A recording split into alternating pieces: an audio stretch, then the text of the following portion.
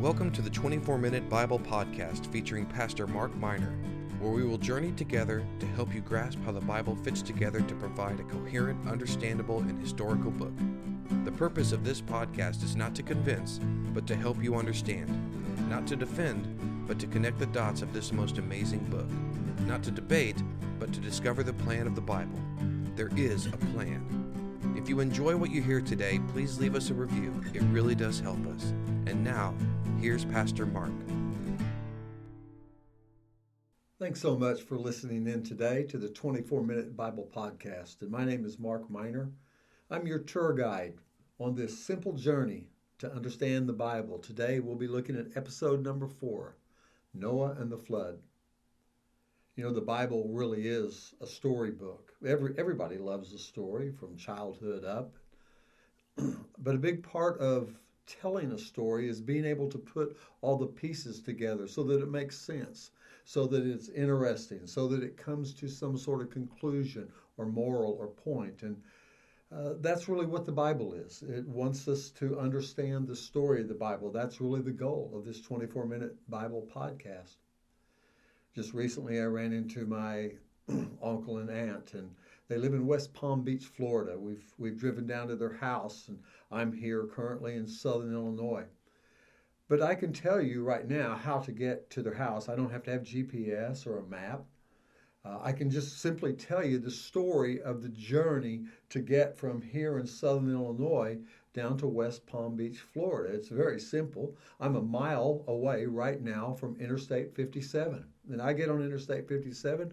I head south, just a little bit south of Marion, Illinois. Interstate 57 and 24 divide. I take Interstate 24, head toward Paducah, cross the Ohio River, into Paducah. From there, proceed on to Nashville, continue on through Tennessee, through the mountains, and ultimately end up in Chattanooga, Tennessee. At Chattanooga, take a big turn though. We take a right turn onto I-75, and now we begin the journey down to Atlanta. Is there anybody who hasn't been stuck in the traffic in Atlanta, Georgia? We cruise on I-75 through Atlanta, Georgia, on past Macon, all the way down to Florida, crossing Valdosta, and get to I-10, which is going to take me, if I turn left on it, as I jump now onto Interstate 10, I take a left, I go east to Jacksonville, Florida. Very simple. Jacksonville, Florida, I run into I-95. So I take a right and I get on I-95, and for the next 284 miles, I travel south, and ultimately I end up in West Palm Beach, Florida, at the home of my aunt and uncle, Don and Carolyn. Now, I just told you that story. It's geography. It may not be totally exciting, but it's really simple to tell the story. That is, in fact, the goal for me as I share these episodes with you, just to help you to be able to tell the story, to talk through the geographic high points. We're going to miss some of the scenic overlooks and the historic sites that you might want to veer off the main road to look at. They're full. The Bible is full, and they're all over in the Bible. You may want to enjoy some of those, but our purpose is really just to find those large cities and junctures where we're going to be making right turns or left turns, where we're going to be making some transitions. So I hope you'll enjoy the journey today. As we often do in each episode, we do a review. Educators tell us that you need to hear something 7 times before you actually remember it. So we're going to review just to cement some of these truths in your mind. If this is your first episode, welcome. If you have been along for all 4 episodes, including today, then thank you for being faithful and listening. You may go back and listen to some of the earlier episodes if you like, but I'll just give you a little review right now. Episode 1 was about foundations. How the Bible holds together. It makes sense. It's cohesive. It's unique. It's very, very interesting, historically accurate, and ultimately very defensible. Episode 2 talks about creation, Genesis 1 and 2, and we looked at what happened in those 2 chapters. I shared with you that for the Bible to truly fit together, hold together, and make sense, I believe that it needs to be 6 days of creation, not 6 ages. So I will share with you and continue to share with you. That's my belief. You may investigate it and see what you think for yourself. But in episode 2, we looked at the acts of creation. We talked about light. We talked about how God could have created and crafted this world. Indeed, as I said, and I believe in a 6-day period of time. Episode 3 is about Adam and humanity. That was last week, Genesis 3 through 5.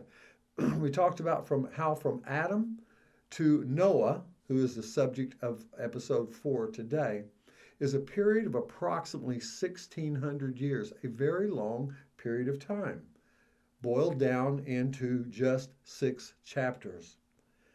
One of the things we truly need to understand as we think about episode 3 and flow on into episode 4 is that the picture that is vigorously sold from grade school on, through museums, through television shows and documentaries, is this idea that there was and is a caveman, a prehistoric life.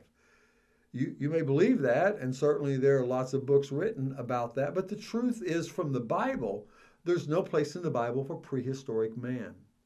There was no caveman, there were no Flintstones, but we have Adam and his seedbed, his children, for the next 1,600 years, flowing in a very profound way. They are very intelligent people. We see in Genesis 4 and Genesis 5 some of the things they did. They built cities. They developed metallurgy and began to make bronze and even iron. They were astronomers. The book of Job, the oldest book in the Bible, lists 4 different star constellations. And so they were studying the stars and being very articulate in the things they did. They were musicians, crafting instruments of strings and woodwinds. They were articulate. They also had, as we look at this 1,600-year period of time, they lived for hundreds of years. Adam lived 930 years, for example. So how good of a carpenter would you be, or a stone mason, or a plumber if they needed plumbers back then? But how good could you be if you had hundreds of years to develop your craft? They also lived, as we talked about in episode 3, in a perfect, pristine environment. What does that mean? Well, it means they probably didn't get sick. They weren't overly tired. There was an abundance of provision for them. There was also wildlife of incredible varieties, even as we look at today in the world. So was that 1,600-year period probably even larger than what we know today as far as the variety. And that does, by the way, my friends, include dinosaurs. We'll see as we get farther into our episodes in the 24-Minute Bible, we'll talk about Job. And certainly a dinosaur seems to be mentioned in the book of Job, and Job is the oldest book in the Bible. So there were animals that were living for hundreds of years. There were no seasons before the flood. Seems to be an incredible paradise. Things were growing. Think of a tropical forest surrounding the entire earth. It was just an amazing, amazing place to be. Even though man had sinned, earth was still a paradise until the coming of the flood. But something tragic was going on. Something perhaps tragic in the gene pool as we start out Genesis 6 and where God is lamenting that he made man, and there's some things that were going on, perhaps similar to what's happening today as we play with the gene pool, as CRISPR and other scientific inventions are able to edit our genes to turn out a blue-eyed boy or a blonde-headed girl. All kinds of very Orwellian, frightening things could be happening in our world today as we are editing and looking at changing even humanity. Something was going on anyway in that period of time before the flood, because God grieved that he made man. Mankind had become incredibly corrupt, and the earth was filled with evil. Genesis 6:5 says this: "The Lord saw how great the wickedness of the human race had become on the earth, and that every inclination of the thoughts of the human heart was only evil all the time." A very sad commentary of humanity, but indeed, if it was true, and I believe it was from the Bible, we have God looking upon a people who had everything going for them, And yet, because of sin, now everything was very, very broken. So we come to episode 4, where we talk about Noah and the flood. From one point of interest here, I like to give you years because it helps to know if I'm traveling down the road from Paducah to Nashville. I like to know how much farther I've got to go. Sometimes you need to take a bathroom break. Sometimes you need to find some food. Sometimes you just need to get out and walk around. So it is important to have some years to give us some definition of the time frames. We don't always factor that in, even in our church Bible studies, certainly in sermons. But today, for episode 4, we're going to be talking about Noah and the flood. From Noah and the flood to Abraham, which will be episode 5, our next episode, 450 years. From the flood to the calling of Abraham. So use that as a benchmark, as a mile marker, if you will. Today we're going to look at earth pre-flood, before the flood. We're going to talk about the ark for just a moment. We're going to look at the flood itself, and then we are going to look at life after the flood, which was incredibly different. So let's talk about life before the flood. What was it like on planet Earth those 1,600 years before the flood? Well, if you would think of a greenhouse, perhaps a layer of atmosphere, maybe similar to the planet Venus as we look at it now, but certainly there seems to have been something in the atmosphere, the Bible speaks of this, that was a protective layer. We have the troposphere and the stratosphere. It's the stratosphere that protects us here on planet Earth today from all kinds of horrendous things. But in the first 1,600 years of planet Earth, it seems that God had protected and insulated this planet because of that greenhouse sort of effect. If you've ever been in a greenhouse, or if you've just gotten into your car on a cold day and yet the sun has come in to the windows and it's warmer in the car because the sun has entered but it can't get out. The rays are refracted or bent, and therefore you have warmth in your car or in the greenhouse. Think of planet Earth in that regard. Some years ago, we were worried about the ozone layer, so they banned aerosols and we banned Freon. We banned all sorts of things because we were worried about a hole in the ozone layer that would let in radiation that would cause us great damage. So the Bible talks exactly about that same thing. God had protected us as humans. And because of that, we lived extremely long lives. We lived in a beautiful environment where the temperature around the entire globe of the planet Earth was perfect. I'm not sure what perfect is to you. I'm going to say 70 degrees, but you pick your own temperature, but it was like a tropical paradise. Also on planet Earth before the flood, you have plants and animals living for hundreds of years, not just people, but plants and animals. How large did they get? How diverse could they have become as they lived on the planet? Probably no ice caps before the flood. We find fossil fuels, which are dead plants and dead animals. We find those in abundance in very, very cold places like Siberia and Alaska. Why do we do that? How did all those plants and animals get there? I'm going to suggest to you that before the flood, there was a great amount of wildlife, and those animals died in the flood, and therefore we have that layer of oil, those pockets of oil, those layers of coal. No ice cap during that period of time. No seasons either. Probably no diseases. And one other thing, the earth was in a unique harmony. Genesis 9:2 says that after the flood, the fear and dread of mankind fell upon all beasts and all the birds of the sky and upon every creature. Now that's an interesting verse, and it seems to indicate that before the flood, the fear and dread of mankind was not there. In fact, all the beasts seemed to live in some sort of harmony.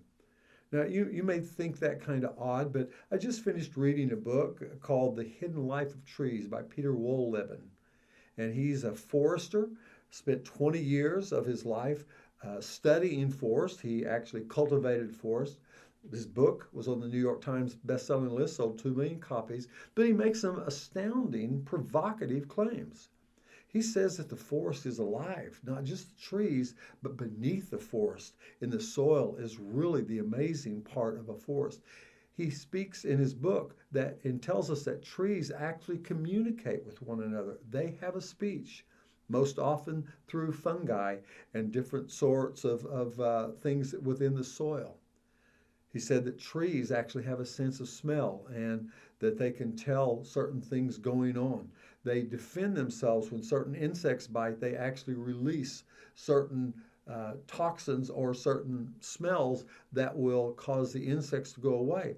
The trees actually even protect each other. And he talked about a spruce tree that had been dead for decades, and yet its stump was still alive. And what he found was that it was being protected, fed, nourished by the other plants in the forest, their roots giving sustenance, sugar, if you will, to the roots of this tree that had been chopped down or cut down.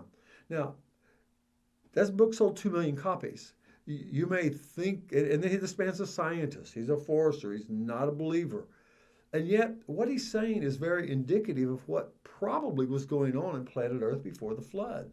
There was a peace, there was a symbiotic relationship, if you will, before the flood, and mankind was enjoying all of that. But that's all about to come to an end. Let's talk about the boat, the ark. Please, please, please get out of your mind that cute little vessel that we see in nurseries and on Hallmark cards, where you've got this cute little boat with a giraffe's neck sticking out and a koala bear hanging on the side. And please, that was nothing at all like what the Bible says the ark was. The ark was a great feat of engineering. It took almost 100 years to build it, built with very seaworthy wood, and it was indeed a seaworthy and a well-crafted vessel. People have looked at the designs of the Bible, built or fashioned it, and found that it was one of the most floatable, unsinkable boats ever built, that could ever be built. And indeed, that was the purpose for the ark. It wasn't a voyage. This was a survival home. It was an ark of safety. It was designed to float. Not only was it designed to float, it was a floating stable because of all of the creatures that were in it. Let's get the dimensions of the ark. It was to use a normal cubit, which is 18 inches. If you ever go to the Ark Museum in Kentucky, they use the Egyptian cubit, which makes it more like 22 or 23 inches. I'm going to give you the dimensions, though, just so you can get an idea. Again, we're not here to convince you, not here to debate, just giving you some thoughts to try to put this journey together as we travel from my house to West Palm Beach, Florida, or as we tell, in fact, the story of the Bible. 450 feet long, about a football field and a half, 75 feet wide, 45 feet high. That makes it the ship of the ark a little bit smaller than the USS Arizona that lies in rest now in Pearl Harbor. So it was a large ship. Then there was the animals, and people will mock and laugh and say it's impossible. But in fact, it was not at all impossible for the numbers of animals. Some have suggested that the ark could have held around 35,000 different animals. Also remember that the Bible says that it was God told Noah to bring animals after their kind. The Hebrew word there is min, and it equates in our English terminology to the family level. We have wolves, and even as our dog food commercials tell us today, all the other animals descended from wolves. We agree with that. They're of the canid family. So we have dogs and foxes and coyotes and jackals, all of those coming from the wolf family or the canid family. So as Noah's placing animals on the ark, or God is doing that, perhaps because of this symbiotic relationship, they're not adversarial, and maybe they can even communicate. As weird as that sounds, but at least there was a somewhat peaceful relationship, and the ark was filled and stocked with animals. Young stock too. You would take breeding stock, which would be young animals, not old ones, so they would be smaller. It was only the air-breathing animals. Regardless, you can read the whole story, but the point is this: the ark survived, and then it landed. It made the journey, and as the Bible defines it, it was an incredible boat, and we know that today from trying to build some models. Thirdly, there was the flood. Let's talk about the flood for a moment. The water. Now, the water is coming from two different sources. The Bible tells us that the atmosphere crashed down. So if we have the troposphere and the stratosphere today, would it be impossible to think that there was another level of atmosphere? That this atmosphere contained the water vapors that indeed kept the earth like a Venus, if you will, just wrapped up in a warm blanket of air. That's why there were no rainbows, because maybe it never rained, or certainly this blanket of atmosphere did not allow for the refracting of the light to make the rainbow that we know today. Whatever the situation was, at some point, after a little over 1,600 years of human history from Adam to Noah, God said enough, and the atmosphere crashed down. It took it 40 days for it to happen.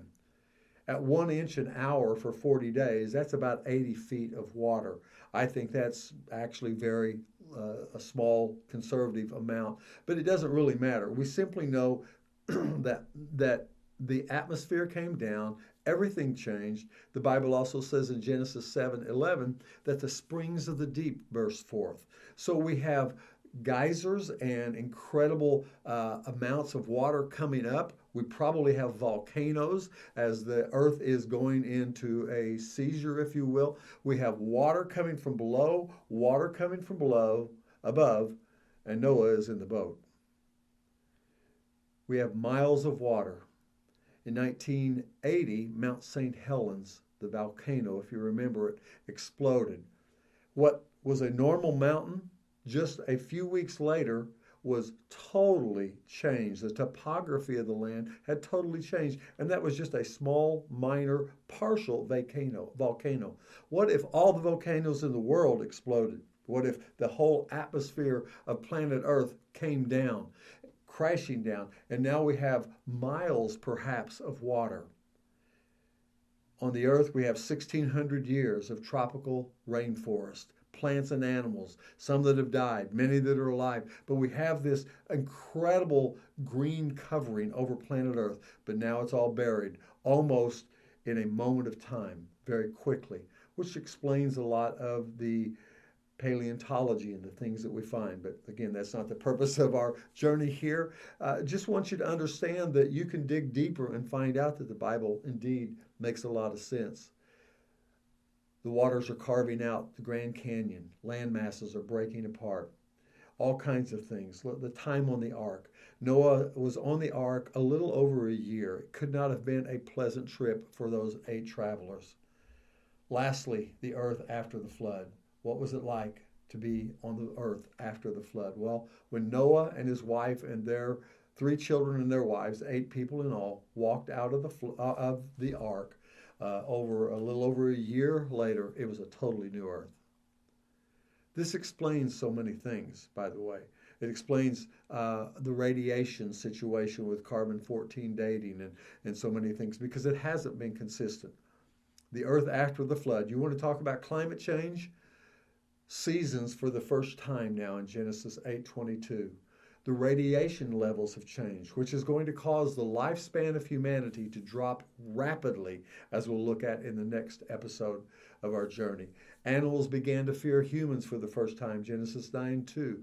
For the first time, mankind was allowed to eat meat. As I have now given you plants, now I give you meat, God says to Noah in Genesis 9.